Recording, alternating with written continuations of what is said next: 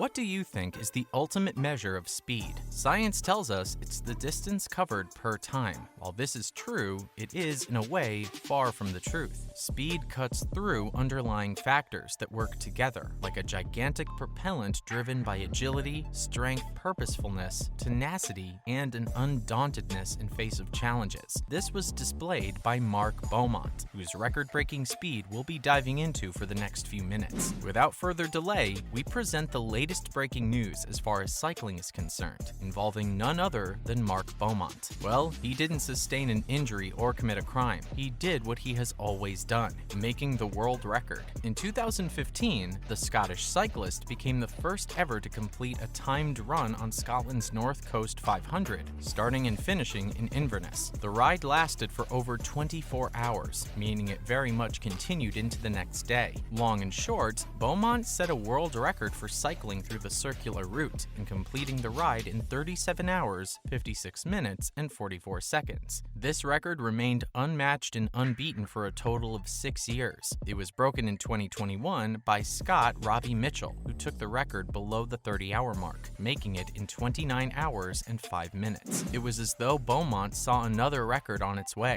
and he decided to go for it with tenacity. Before Mitchell hijacked the record from Beaumont, he had made another world record for the fastest circumnavigation of the world by bike. He did it in 78 days, 14 hours, and 40 minutes in the year 2017. These phenomenal points are the reason why we're not caught off guard by the new headline. Endurance cyclist Mark Beaumont has beaten the record for the fastest ride around the North Coast 500. The Scottish cyclist retrieved his honor, setting a new NC500 record, beating the former record by almost 30 minutes. After much scrutiny, the result was verified by the World Ultra Cycling Association, where it was announced that Beaumont crossed the finish line in a blistering 28 hours, 35 minutes, beating the record set by colleague and rival Robbie Mitchell. As is the usual practice, Beaumont was followed by a support team from Global Cycling Network, as he started from Inverness Castle in Scotland by 8 a.m. on a Saturday. The team took records of all that happened on the ride with visual evidence, bringing back the news that has been absorbed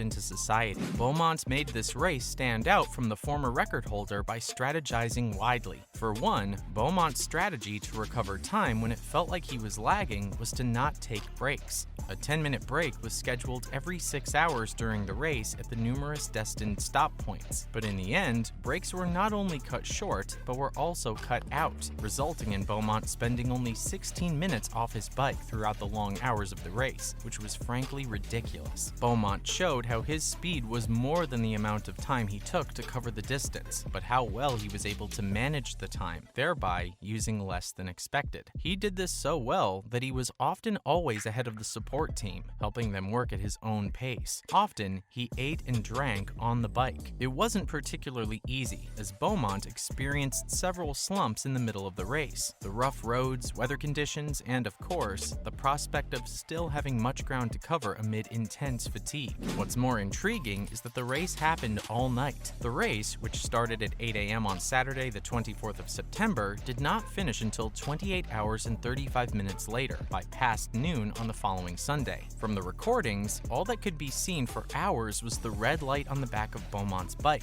constantly moving forward, like a little red dot of hope, slicing through the thick darkness. Now this might have looked like one of the probable challenges he faced in the race, but after listening to him speak about the race, it wasn't so. In fact, the 39-year-old said one of the main reasons he succeeded was that he has a penchant for being active at night. I often think one of the advantages I've got is that I've done so much night riding. These races aren't won at midday, they're won at midnight. These were his words when asked how he handled the nighttime. Although Beaumont showed us no bit of regard for the night, it's undeniable riding in the dark is laced with a lot of problems, especially on the roads of North Scotland, where wild animals roam about. However, for Beaumont, wild animals were not a hindrance. On the contrary, farm animals were. On one account, Beaumont explained how a sheep who came out of nowhere stood in his way. Now, he was on top speed with his blessings and got confused for a few seconds, not knowing what to do. Suddenly, like a jolt of energy through his hands and feet, he found himself tactfully switching over to another lane in a near miss. The night ride was also the most impressive part of the race, as while members of the support crew swapped roles, intervals, slept for a bit, and struggled to keep going, Beaumont charged on into the dark, keeping his average up, storming towards victory. Talking about the crew, it was their responsibility to ensure Beaumont didn't have to go through so much stress, and remained fired up at every point of the way. They did this by maintaining both his cycling systems, his bike and his body system, through feeding and hydration. These people are known as the support team, and they perform diverse roles. They came in vehicles, the first conveying a mechanic in case of automobile difficulties, someone in charge of Beaumont's feeding, and another person to take care of his health. The second support vehicle had the organizers and logistics team, as well as photographers and videographers. There was a third vehicle also that contained the pressman. It will also interest you to know that within the vehicle was Beaumont's wife, Nikki. Before this event, she had always supported her husband from home, but this time, she decided to be around through it all. Beaumont's wife was the nutritionist and ensured her husband was fit and hydrated throughout the race. While human resources remained of high importance, Beaumont had some tools to give him an edge. It will be rather incomplete to talk about the race without mentioning these tools. The cyclist's equipment of choice, an Argon 18 E119 Tri-Plus bike, and the rest of the cycling kit were exactly what came through for him. As the name implies, Tri-Plus was designed for triathlon. Because of that, it's not restrained by the usual strict policies of UCI. Also, Argon 18 revealed that the Trip Plus is 10 watts faster than the previous set. This particular bike is a masterpiece with amazing features, making us wonder if Argon 18 collaborated with Beaumont to release the bike for the sake of the race. It's possible, and at the same time, well, it's not. Argon might have to give an official statement on that. The frame of the bike shows plenty of aero tech, with a 405ml bento box on the top tube. Also in the frame is a toolkit somewhere in the bottom bracket area,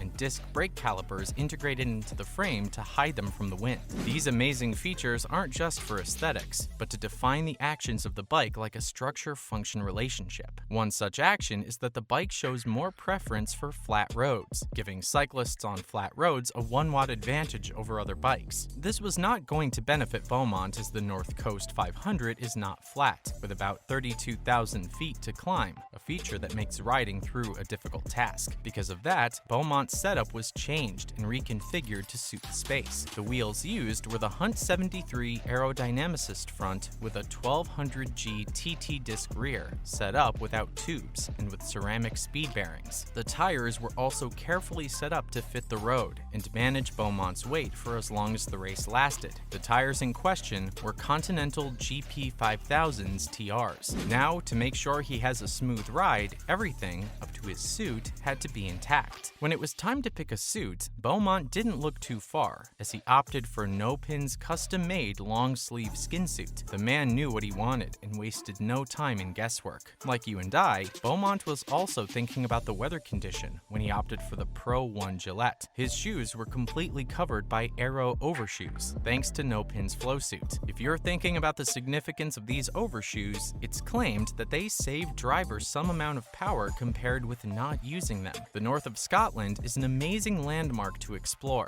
except we don't recommend trying it non-stop like the time cyclists. What other record is Beaumont trying to beat? We'll find out. Until then, let us know what you think about Beaumont's achievements in cycling. Make sure to give this video a thumbs up and subscribe to our channel for more videos like this. See you in the comments. Thanks for watching. Have a wonderful time.